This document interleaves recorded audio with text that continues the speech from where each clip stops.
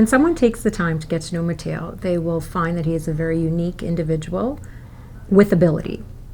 The visual of Mateo, you might think the intellect isn't there, but when you actually sit and have a conversation with him, I would probably say 99.9% of people are very surprised and interested in what he has to say.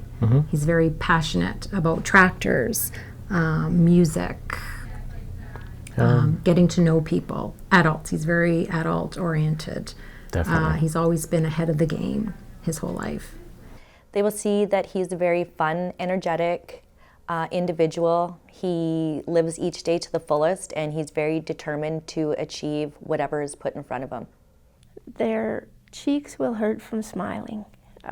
He instills joy, and he's just genuinely happy. They're going to see a young, talented, smart, genuine, happy boy with a great sense of humor. My name is Matteo Ianni Palarchio, and I'm a 16-year-old grade 11 student right here at St. Mary's College.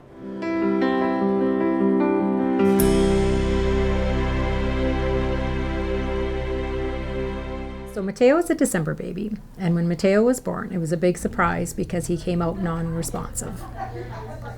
So they had to call in a team to resuscitate him. His APGAR score was 0. And it was a shock to our system and everyone else in the room, and that's where his journey began. As I grew older, they started to notice certain things that were different in me than to other kids, because it affects your muscle tone. I was a late walker. I didn't learn to walk until age 3, and so they took me to Toronto for some therapy. And they diagnosed me with CP over there. And then through Thrive, which back then it was called Children's Rehabilitation Center, I met many physiotherapists, and we did a lot of stretching and a lot of therapy, which helped to get me where I am today. I would describe Mateo's diagnosis of cerebral palsy being a lack of oxygen to the brain. Therefore, it affects your functions, your gross motor function. But it'll affect different people differently, I think. Depends on where it's affected. Yes, and it could be mild to very severe. Yeah. So in our case, I think it's pretty mild. So he's lucky in that way. But we didn't know at the time where he was going to be or where he was going to go. Well, I think that maybe the most misunderstood thing about cerebral palsy is that it varies greatly. And I think that's the thing that I think most people understand cerebral palsy as you're in a wheelchair. But the truth of the matter is it varies. Someone like me, mine is very mild. I just have have trouble maintaining heel contact sometimes, but I can still live, but someone else might be in a wheelchair and can't talk. And when he was tested, and one thing someone had taught me was you could have a mild diagnosis of cerebral palsy and you will not be able to walk or talk and have control of those functions. Mateo was diagnosed with severe damage to the gross motor part of the brain, and he proved it wrong because he walks and he talks. Yeah. So I think that's amazing. Mateo came to H.S. McClellan Preschool as a toddler.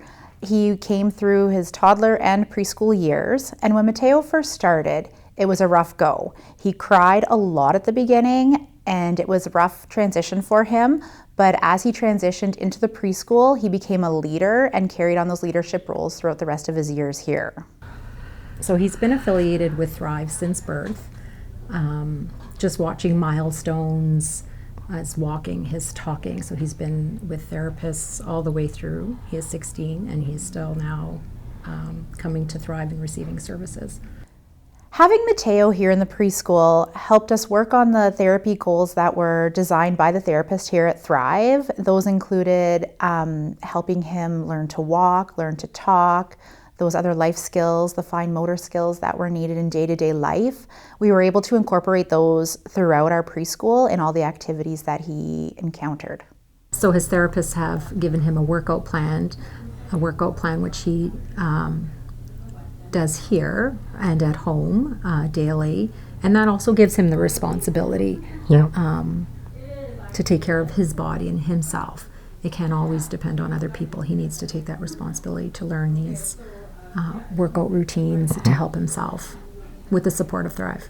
I've been a OT-PT assistant here at Thrive for 18 years, and I've been working with Mateo for approximately 10 years. Every time Mateo comes to therapy, he's very determined to achieve anything that's put in front of him.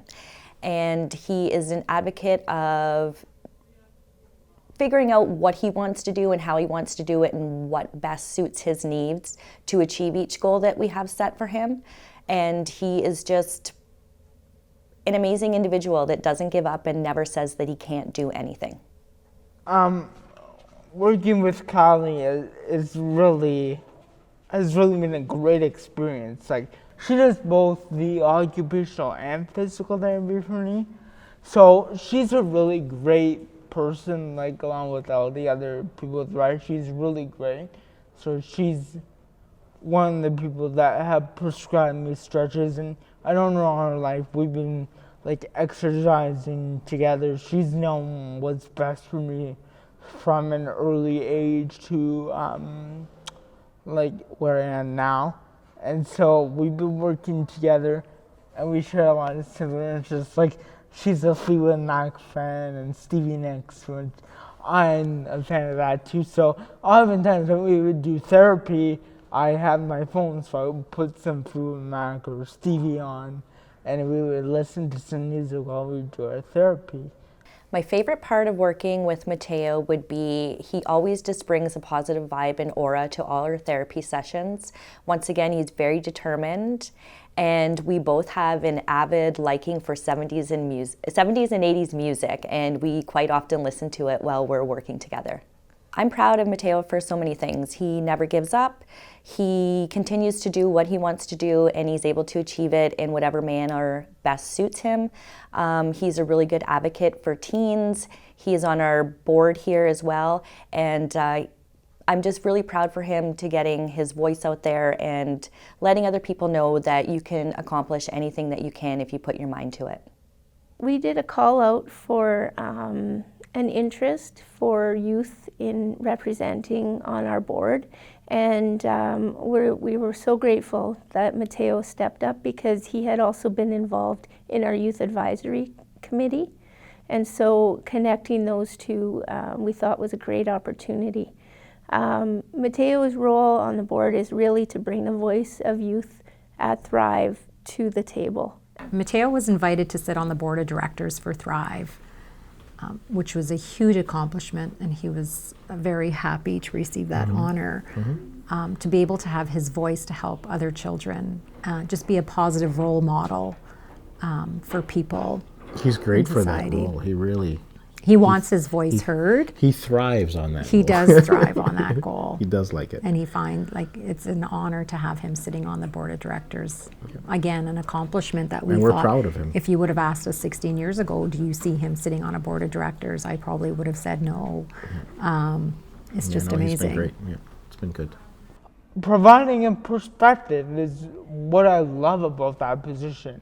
It's just having the perspective of the youth that thrive from someone that actually uses these services, and to get their opinion on how these services are helping these kids.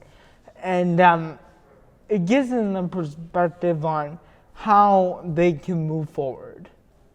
Mateo offers the board the opportunity not to make assumptions.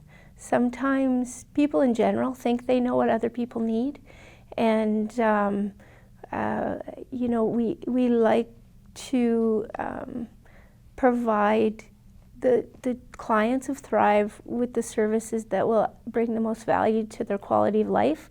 But every once in a while, Mateo will speak up about what is really meaningful to him, and it just puts everything into perspective, because despite the best intentions, without that voice there, we'd still be making assumptions. I want them to know that it's not easy. it's living with a disability is not easy. And I want them to know that these kids are struggling and they need to stay positive with all the support they can get to be successful in life. And I want them to know that they have struggles, but if they have their support to push through anything that comes in their way, they can be stars, and they are so special. So I just want people to see kids with disabilities that they have as much potential as anyone else for that matter. So I really want them to see potential in these kids.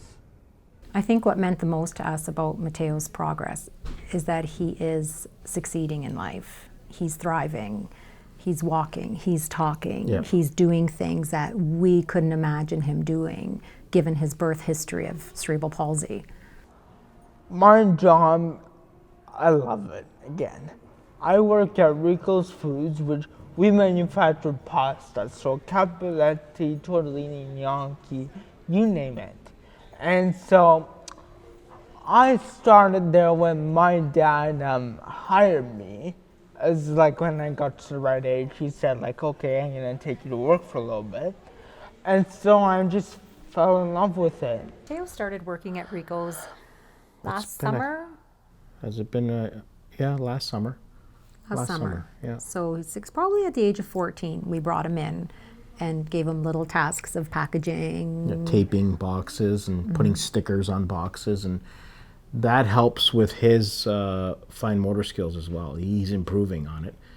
So when he first started, he had trouble taping and things like that. But after a couple of weeks, he was doing it on his own. He's doing it. So it definitely helps him. And at it that helps point, me. I think he was getting frustrated. I remember the first time him trying to use a tape gun to tape the box. And he would get frustrated and say, I can't do this. And I would say, Mateo, you're like 14 and I've never heard you say, I can't do this.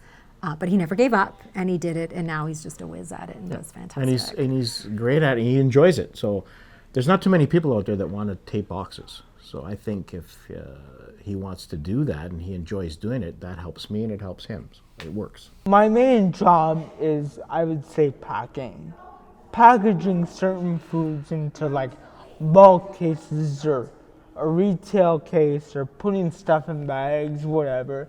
And I also like to run the machine. Sometimes I use this press for, sometimes we do pastas like fettuccine or pastina or pasta snacks. So we use this machine called an extrusion press, which you would put your dough in it, and there's an auger that pushes the dough out through a special kind of die, and it makes a pasta shape. So I'm pretty much in charge of, I run that machine a lot. One thing I notice about Mateo too when he comes to work, he does not start working until he goes around and personally says hello to everybody. Yes. Like really, how many people actually do that in today's day and age at work? And he's gonna find you and he's gonna make sure he says, hello, how are you today? With a big smile, and that just kind of sets the mood, I think, for the whole facility, Definitely. which is great. They look forward to him coming to work. Yeah.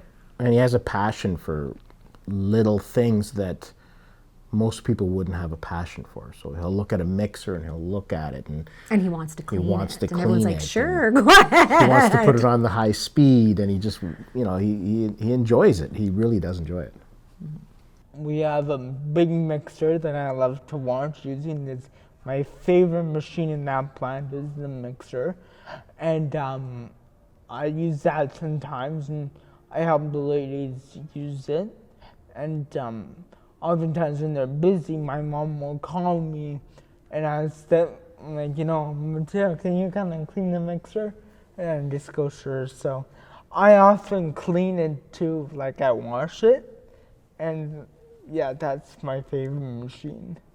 Mateo has taught us many lessons throughout his life, to be passionate, to never give up, that with your, if you set your mind to something, anything is possible.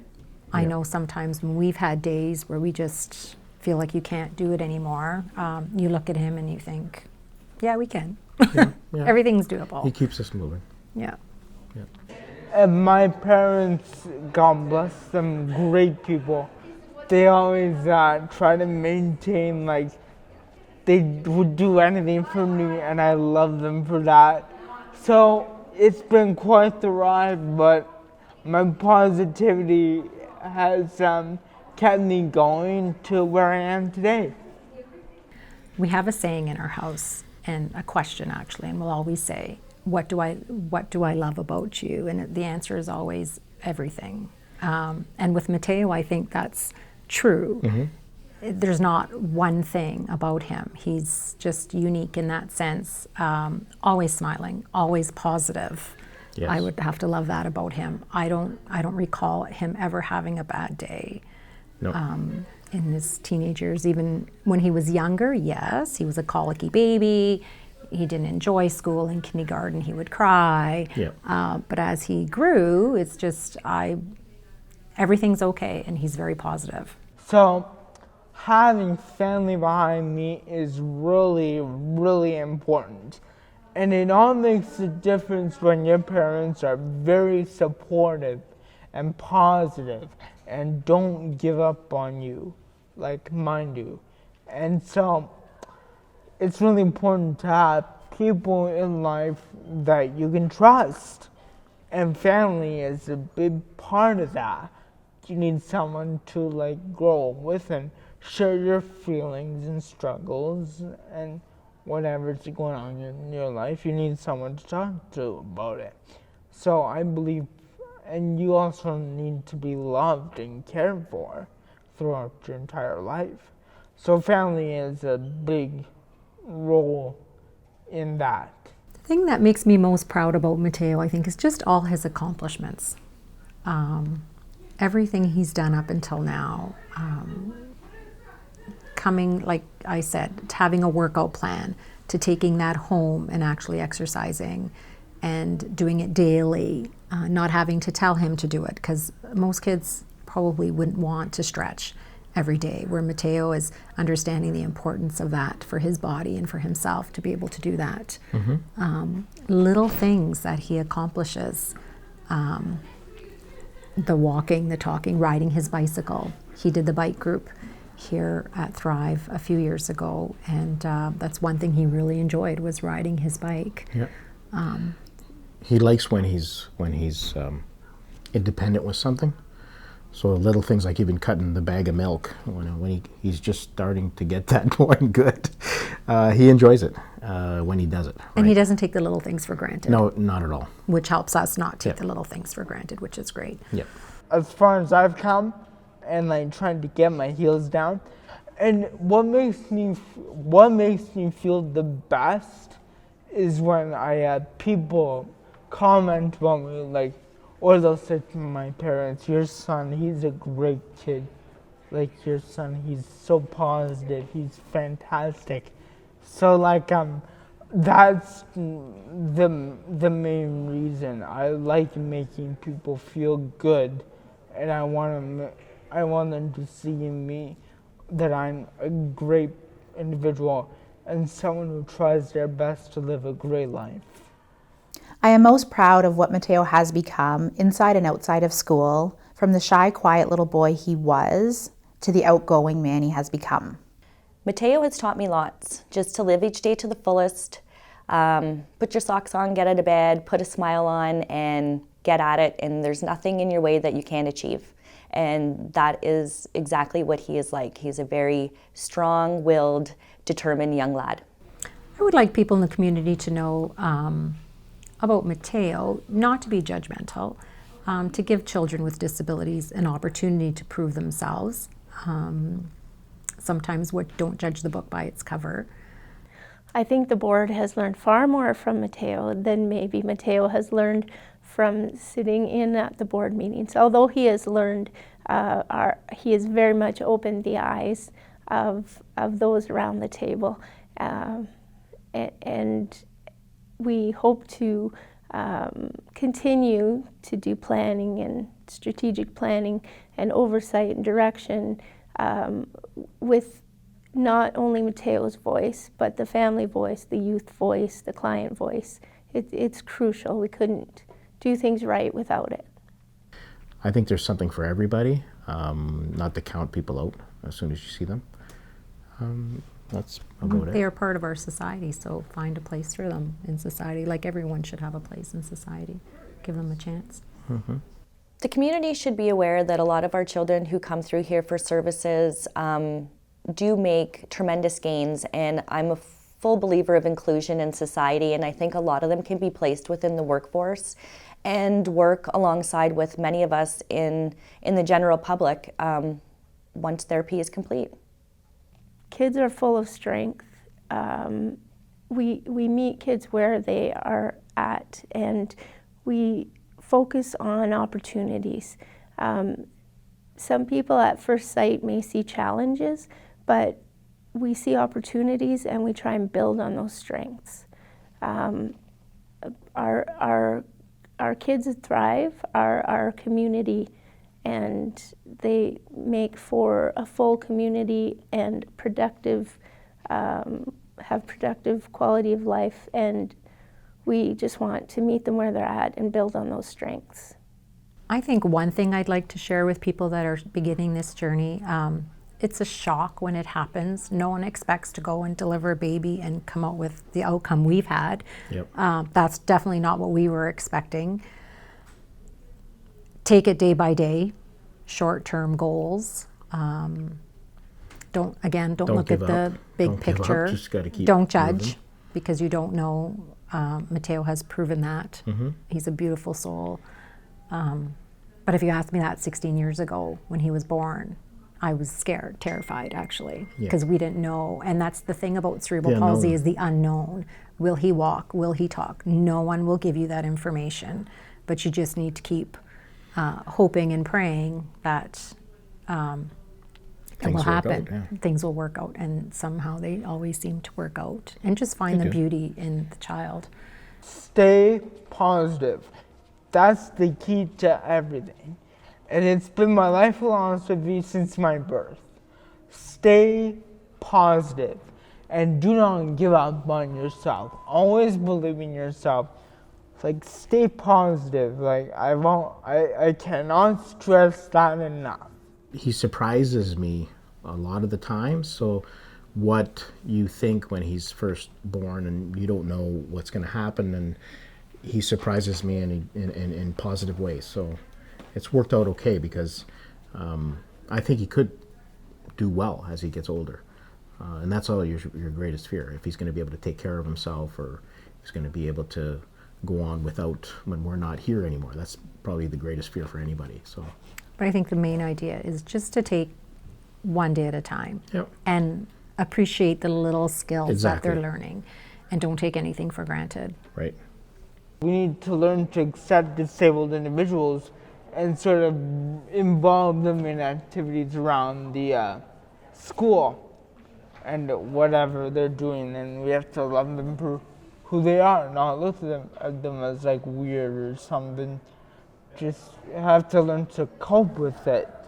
And it's a rough ride, like going through the stretches and therapy and everything. It's tough, but in the end, it's all worth it. Like, I'm living a great life. You just need to live your life to the fullest of potential.